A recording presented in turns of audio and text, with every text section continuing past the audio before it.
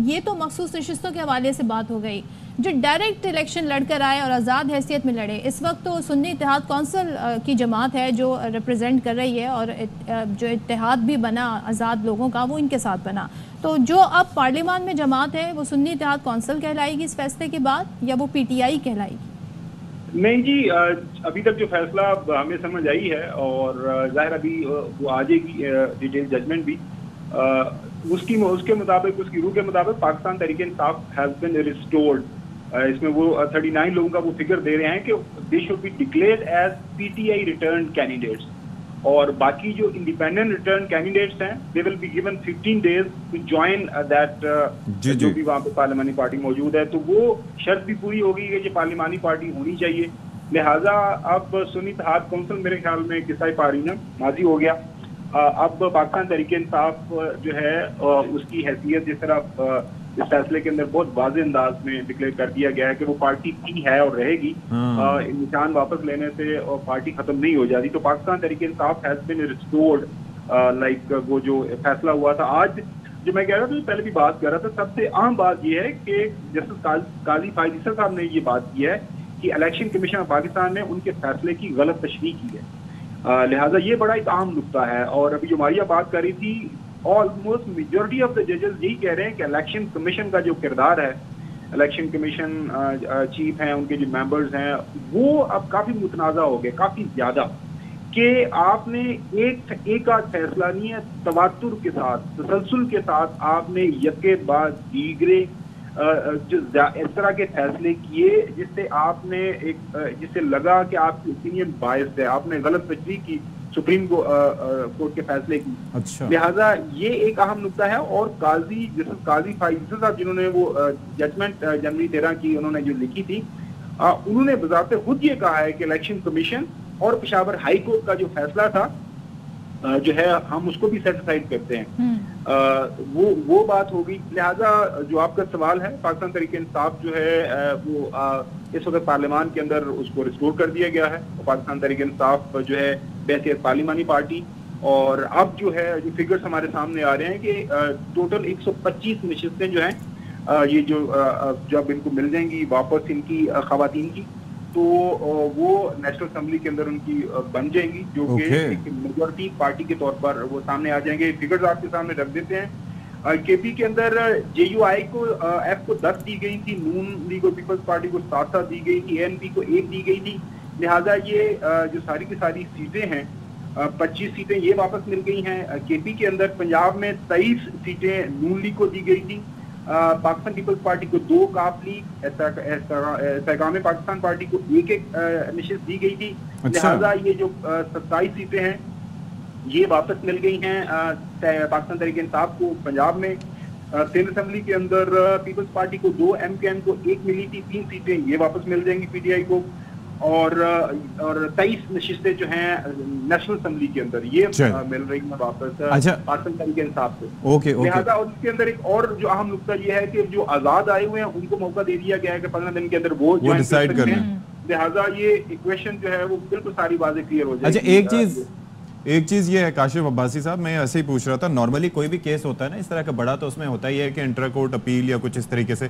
मैं सिर्फ सुन्नी इत्तेहाद काउंसिल के ऑप्शंस जानना चाह रहा था। अब यहाँ पर एक चीज जो टेक्निकली वो ये है कि फुल कोर्ट यहाँ पर बैठा हुआ था, 13 रुकनी फुल कोर्ट था, तो इसके अंदर भी कोई इंटर कोर्ट अपील का गुंजाइश होगी सुन्नी इत्तेहाद काउंसिल के लिए for the sake of it, या नहीं?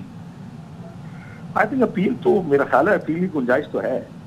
वो तो हर सुप्रीम कोर्ट के फैसले पर होती है। मुझे आई एम श्योर के अभी मजीद जजेस भी एलिवेट हुए हैं, तो स्ट्रेंथ बढ़ जाएगी। तो अपील की गुंजाइश मेरा ख्याल है हुकूमत के पास है कि शायद वो दोबारा इस फैसले के खिलाफ अपील में जाए।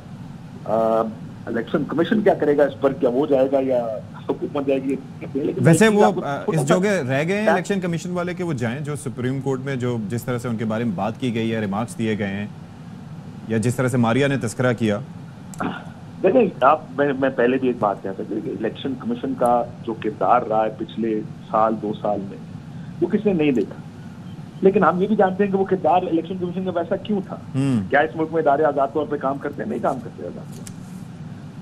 आज वो इनके खिलाफ है, कल जरूरत पड़ी तो दूसरे के खिलाफ हो जाएंगे और इनके हक में आ जाएंगे। इस मुल्क में इदारे किसी कानून, किसी ज़ाब्ते के तहत तो काम नहीं करते। इलेक्शन कमीशन ऑफ पाकिस्तान के खिलाफ ये तो पूरी चार्जशीट है जो आज सुप्रीम कोर्ट का फैसला। लेकिन वो कहेंगे जी कानूनी इंटरप्रिटेशन है, लेकिन देयर आर सर्टन कुछ इस तरह की चीजें हैं, जैसा 2 जजेस ने डिसमिस कर दी पेशावर हाई कोर्ट की भी, माफी चाहता हूँ उसको, ये जो पिटिशन, ये जो अपील थी डिसमिस कर दी। सो बेंच में भी कुछ लोगों का ख्याल है कि जो इलेक्शन कमीशन ने फैसला किया वो ठीक है, कम से कम 2 जजेस का तो ये फैसला है इसमें भी। सो ये वो कहेंगे जी कानूनी कानून जो है, आइन और कानून वो एक मोम की नाक की तरह होता है, जिस तरह मर्जी इस्तेमाल, ये होगी उनकी दलील। लेकिन क्या हम नहीं जानते कि इलेक्शन कमीशन ऑफ पाकिस्तान किस तरह काम करता है? क्या वो बायस था? और ये नहीं कि अभी बायस था, वो हमेशा से। अच्छा, इसके अंदर एक और पहलू भी है, चले हमने इस बारे में बात कर ली, लेकिन एक चीज जो मारिया ने मेंशन की वो ये थी कि सियासी जमातों को सेलिब्रेट करना चाहिए, तमाम को, भले हुकूमत की ऑपोजिशन की, उनको ये सेलिब्रेट करना चाहिए कि एक रास्ता जो खुल रहा था उस रास्ते को सुप्रीम कोर्ट ने बंद कर दिया है। अगर ऐसा होता तो बेशतर हमारे मुल्क में मसाइल ना होते। यहाँ पर तो मसला ही वही जो है, आपने जो बयान किया कि जब हुकूमत में होते हैं तो तरजीहात कुछ और होती हैं, पेज कुछ और होता है, ऑपोजिशन में आके चीज़ें चेंज हो जाती हैं। नैब को किस तरह से इस्तेमाल किया जाता है, हुकूमत में और सिलसिला होता है, सब ठीक लग रहा होता है, ऑपोजिशन में बुरा लग रहा होता है। तो that seems to be the problem. हमारी सियासत का डायलेमा यही है। हमारी सियासत यहाँ पर क्यों हमारी जमहूरियत इस जगह पे आई है, और वो सियासी जमातों का भी उसमें एक किरदार है। ये कहा जाए कि उनका कोई किरदार नहीं है। इस वक्त जो हुकूमत में बैठे, हम सब जानते हैं हुकूमत में क्या करके, क्या डील करके क्यों बैठे। इससे पहले जो हुकूमत में बैठे थे वो कैसे बैठे थे, सब जानते हैं। इसमें किसी को इबाम नहीं है पाकिस्तान में। अब बल्कि उस दिन मैं कुछ नई जमात आ रही थी, उनसे बात करता, मैं कहा अब आप जाएं लोगों से बात करें, पहले वो सियासी जमातों को बुरा भला कहते, अब उनका सियासी जमातों को बुरा भला कहना कम हो गया। अब वो निजाम को कहते हैं कि निजाम ठीक होना होगा।